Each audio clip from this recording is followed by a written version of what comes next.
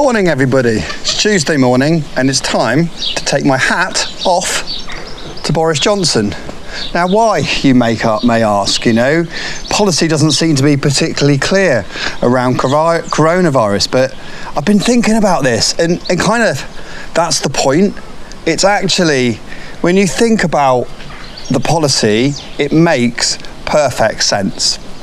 And I'll tell you why. There's two things that you need to appreciate about human behaviour.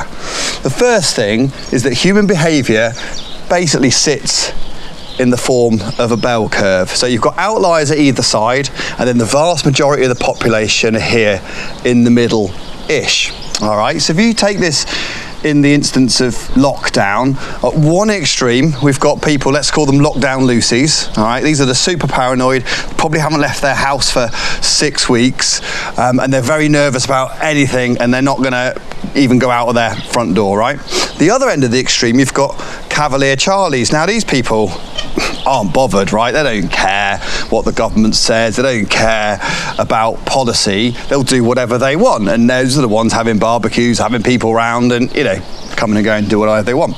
So government policy really isn't about talking to Lucy or Charlie, it's about dealing with the mass at the top of the bell curve, the people in the middle, the normals, the Nigels.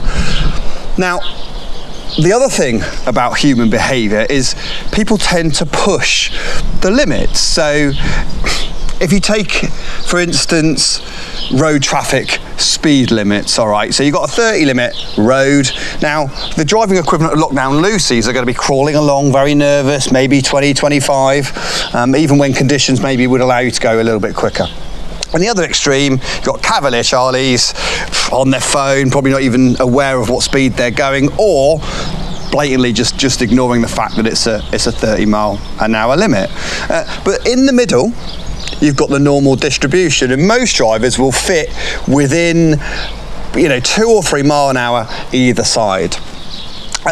But people will push to that point, right? If you take a motorway speed limit, people push to the point of the limit. If you took the same road that was 30 mile an hour and suddenly make it 40 mile an hour, people are going to push to the limit. The road's not changed. People generally aren't that aware when they're driving. They're just going to work to the speed limit when it comes to managing risk. And we use speed limits to manage the risk for those people in the middle at the top of the bell curve.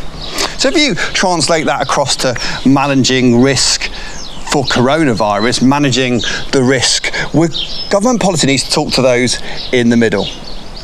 But we know that people are going to push the limits, they're going to push what's possible. So policy has to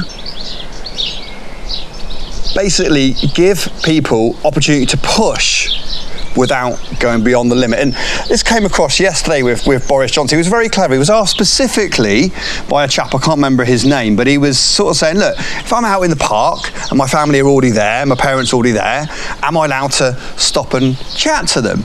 And you could argue that Boris gave a very politician style answer. He didn't say yes, he didn't say no, because he knows that that's the bit that people are going to push. If he said yes, you could chat to your parents while you're in the park, suddenly people are going to push that boundary, and suddenly you've got families meeting in parks and you've got the boundaries being pushed, right? If he said no to that, then it's people are going to be, but he didn't say no. He just avoided the answer. And the point was, effectively, what he's sort of saying is that's the bit that I'm pushing to. That's the 30 mile an hour limit, Now, some people are going to push just over that limit. Some people are going to meet their mum and dad at the same time. But they're going to feel a little bit guilty about it, and they're not going to do it very much, because that's what's being pushed. Whereas the majority, or again, the other side of the bell curve, people are going to I'll just meet my family once, or I meet a friend in my garden, and stick to the rules. Because remember, we can't do anything about lockdown Lucy. She's stuck at home, paranoid, on Facebook, complaining about Cavalier Charlie, who just doesn't give a crap anyway. It's those ones in the middle. And what policy is doing is talking to those people in the middle and saying, look, the line's a bit fuzzy, it's around about 30 mile an hour, but 30 mile an hour is meeting 2 people in the park. If you're meeting another family, then that's, you're breaking the speed limit effectively when it comes to our risk assessment on social distancing. And some people might do that, push a little bit. But if he said, yes, the family's meeting, then suddenly you've got a barbecue full of 3 or 4 families meeting, and that is not acceptable at this phase.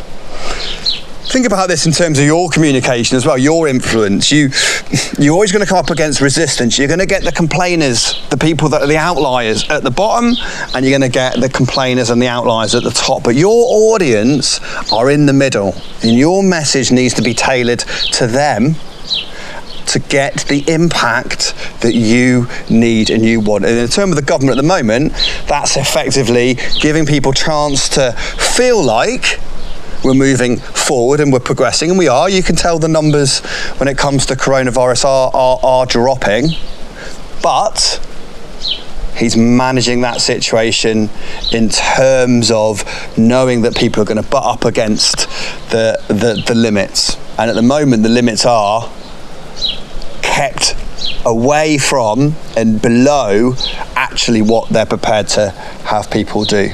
I hope that kind of makes sense. A bit rambling this morning, but I really do understand this policy now, and it kind of makes sense. Hope it does to you too. Take care.